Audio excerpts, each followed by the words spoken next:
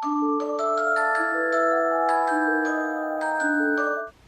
guys, Tina here, the Critical Virgo. Welcome back to another Fragrance Fridays. Clearly, I am filming this on Thursday, 10/31, Halloween. For those of you that don't celebrate or aren't familiar with it, maybe it's not something you do outside of the States. I'm not really sure if everybody in the world does it or if it's just something that we like to partake in. I am posted up near the door, so if I get a knock for some trick-or-treaters, I gotta put this on pause.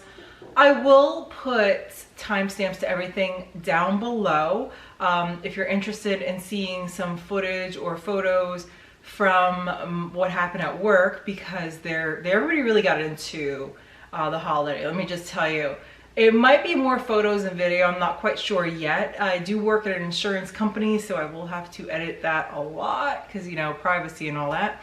But if you're interested, then stay tuned to the end. I will put it all the way back. That's why this video might seem long. But without further ado, I've actually been wearing this fragrance for a really long time. It's Kiste by Slumberhouse. I have the old bottle. It's got like a faint writing for the name, but there you go. It's a really cool bottle. I actually prefer the look of this one to the new one.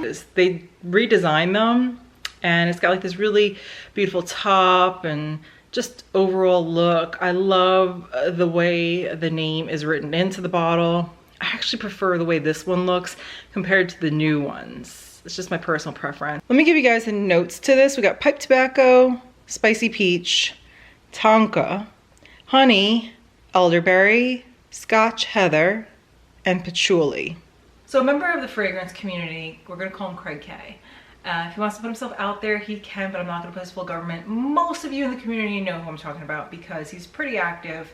But again, if he wants to make himself known, he could put a comment down below. He told me years ago that if I like peach fragrances, then I need to get my nose on this.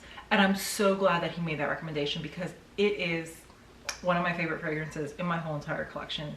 And I'm surprised I haven't really talked about it more.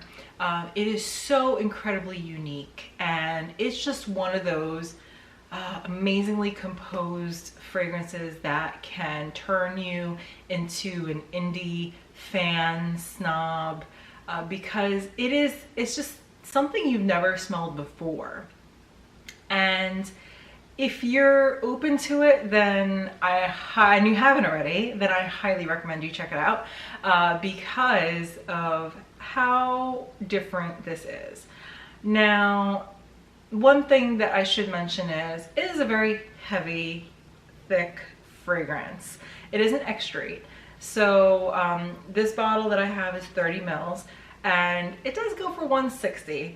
So it might sound like a lot per mil, but considering how thick and strong this is, I can pretty much guarantee you that this thing's gonna last you a really long time.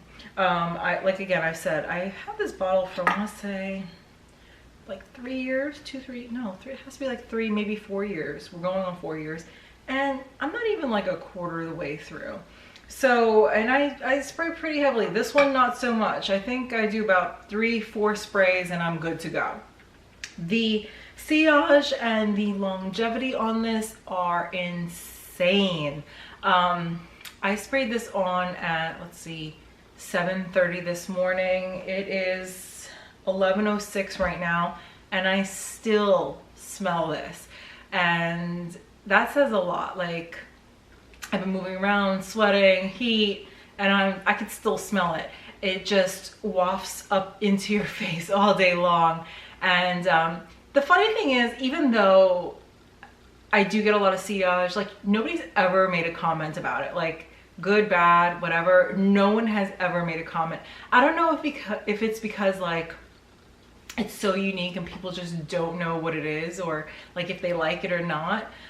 For me personally, the first time I smelled this, I fell head over heels and I said, I need that, plus I need to try what else this house has to offer. And I ended up purchasing another fragrance as well, which I'll do a video on in the future.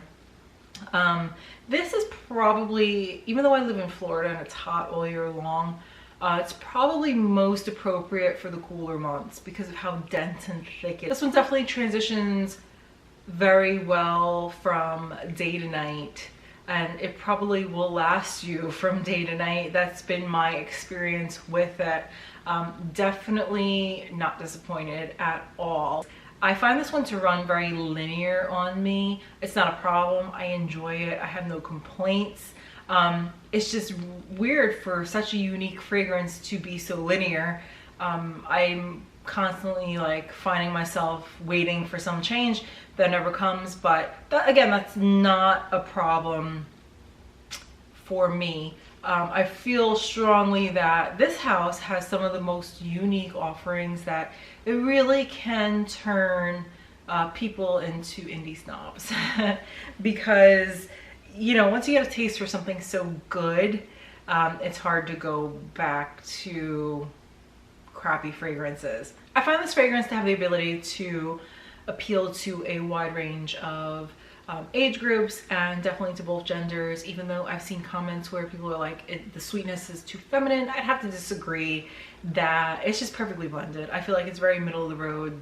It balances out between that sweet and that deep, rich, boozy, tobacco-y quality. So I have to say it's definitely unisex, but again, you guys know how I feel about fragrance. I hope you guys enjoyed this. I'm gonna put some footage of today's festivities right after this. I think next week I'll talk about Or from this house as well. I did mention it once on this channel. I think it was like for a Valentine's Day, a blend, but I will do a standalone and discuss it next Friday. So stay tuned for that if you're interested. Till next Friday, guys. Bye.